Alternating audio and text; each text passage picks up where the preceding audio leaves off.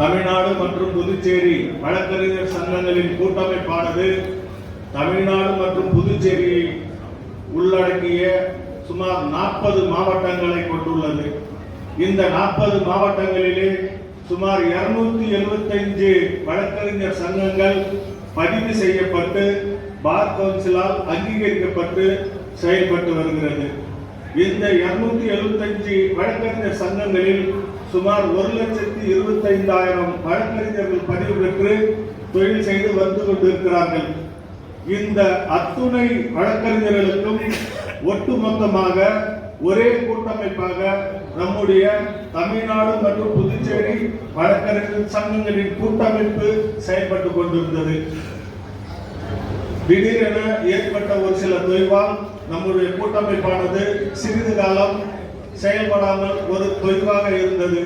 பின்னர் அனைத்து வழக்கறிஞர்களும் வழக்கறிஞர் சங்க நிர்வாகிகளும் இந்த கூட்டமைப்பை வலுப்படுத்த வேண்டும் என்ற நோக்கத்தில் ஒரு மிகப்பெரிய புரிந்துணர்வு கூட்டத்தை ஏற்படுத்தி தலைவர் மாரப்பன் அவர்கள் தலைமையில் இந்த கூட்டமைப்பை மறுசீரமைக்க வேண்டும் என்று முடிவெடுத்து 2 ஆண்டுகளுக்கு முன்னர் உங்கள் அனைவருக்கும் தெரியும், பாண்டிச்சேரியிலே மிக பிரம்மாண்டமான முறையில் சுமார் 5000 வழக்கறிஞர்கள் கலந்து கொண்ட அந்த பொதுக்கூட்டத்தில் தலைவர் மாரப்பன் அவர்கள் சேர்மனாக பதவியேற்றார். இந்த 2 ஆண்டுகளில் சேர்மனாக பதவியேற்ற காலத்திலிருந்து இன்று வரை உங்களுக்கு அனைவருக்கும் தெரியும், அவர் ஒரு பதவியை மட்டும் வைத்துக் கொண்டு ஒரு இடத்தில் இருந்து கொண்டு செயல்பட்டது அல்ல. வழக்கறிஞர்களுக்கு எங்கு பிரச்சனை ஏற்படுகிறதோ அங்கு தனி ஆளாக சென்று அந்த மாவட்டத்தில் உள்ள வழக்கறிஞர்களோடு சேர்ந்து அங்கு ஒரு கள போராளியாக நின்று போராட்ட களத்தில் நின்று வெற்றி கொண்டிருக்கிறார் இன்று வரை. இது அனைவருக்கும் தெரியும். பாதிக்கப்பட்ட வழக்கறிஞர்களின் குடும்பங்களுக்கு நேரடியாக சென்று அவரது குடும்பங்களுக்கு தேவையான உதவிகளை செய்து கொண்டிருக்கிறார். அதுவும் நமக்கு நன்றாக தெரியும். அதோடு மட்டும் நின்று விடாமல் பாதிக்கப்பட்ட மாவட்டத்தினுடைய காவல்துறை அதிகாரிகளை, அந்த மாவட்டத்திலே வழக்கறிஞர் பாதிக்கப்பட்டிருந்தாலும் வழக்கறிஞர்களுக்காக குரல் கொடுத்து அந்த மாவட்டத்தினுடைய காவல்துறை அதிகாரிகளை நேரடியாக சென்று நடவடிக்கை எடுக்க வேண்டும். எங்கள் வழக்கறிஞர்கள் மீது தாக்குதல் நடத்திய மற்றபடி எந்த செயல் செய்திருந்தாலும் அவர்களுக்கு எதிரான ஒரு நடவடிக்கை எடுத்து குண்டர் சட்டத்தில் கைது செய்ய வேண்டும் என்று பல்வேறு மாவட்டங்களில் பல்வேறு மாவட்ட கண்காணிப்பாளரை நேரடியாக சந்தித்து குரல் கொடுத்து இன்று வரை வழக்கறிஞர்களுக்காக மட்டுமே உழைத்துக் கொண்டிருக்கிறார். உங்களுக்கு எல்லாம் தெரியுமோ தெரியாது, அவருடைய உடல்நிலை மிகவும் மோசமான நிலையில் இருக்கிறது. அவருக்கு மருத்துவர் ஆலோசனைப்படி வெளியில் செல்லக்கூடாது, அதிக நேரம் போன் பேசக்கூடாது, நீங்கள் கடுமையான எந்த ஒரு நிகழ்ச்சிகளிலும் பங்கேற்கக்கூடாது என்று சொல்லியிருக்கிறார்கள். சேலத்தில் நடைபெற்ற கூட்டத்தில் நம்முடைய பார் கவுன்சில் துணை சேர்மன் திரு வேலு கார்த்திகேயன் கூட சொன்னார், அண்ணா உங்களை உங்கள் வீட்டில் அனுப்பியிருக்கிறார்கள், இந்த சூழ்நிலையில் நான் இருந்தால் என் வீட்டில் வெளியே செல்லாதே என்று அனுப்ப மாட்டார்கள் என்று சொன்னார்.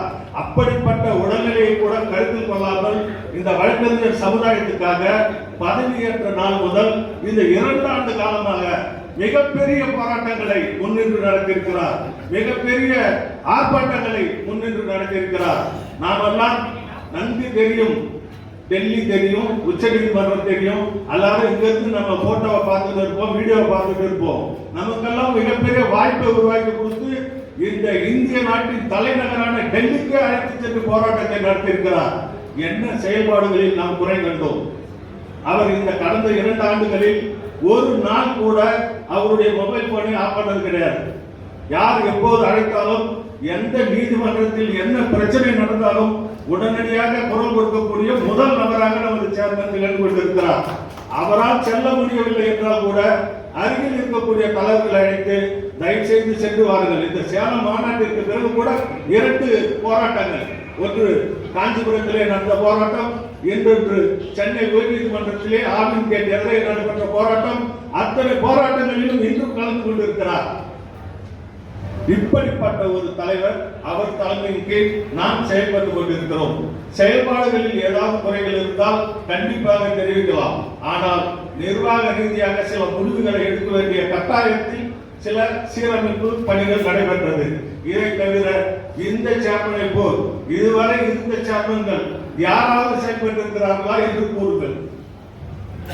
நாம் எல்லாம் ஃபெடரேஷன் என்றால் சிறிது காலத்துக்கு முன்பு தெரியும், ஒரு சன் டிவியில ஒரு நாள் திடீர்னு தோன்றுவார் ஃபெடரேஷன் சேர்மன், நாளைக்கு தமிழ்நாட்டில் வழக்கறிஞர்கள் பணி விலகல் செய்வார்கள்.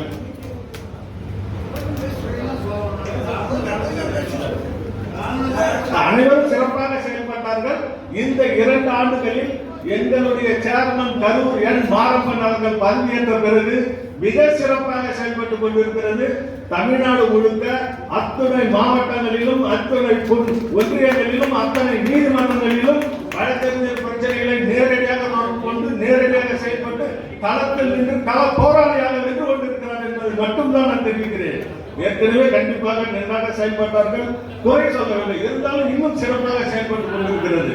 இந்த கூட்டமைப்பை தலைவர் மாரப்பன் அவர்களுக்கு தலைமையேற்று நடத்துவதற்கு நாங்கள் அனைவரும் முழு ஒத்துழைப்பு கொடுப்போம் என்று கேட்டுக்கொண்டு வாய்ப்புக்கு நன்றி கூறி விடைபெறுகிறேன். நன்றி, வணக்கம்.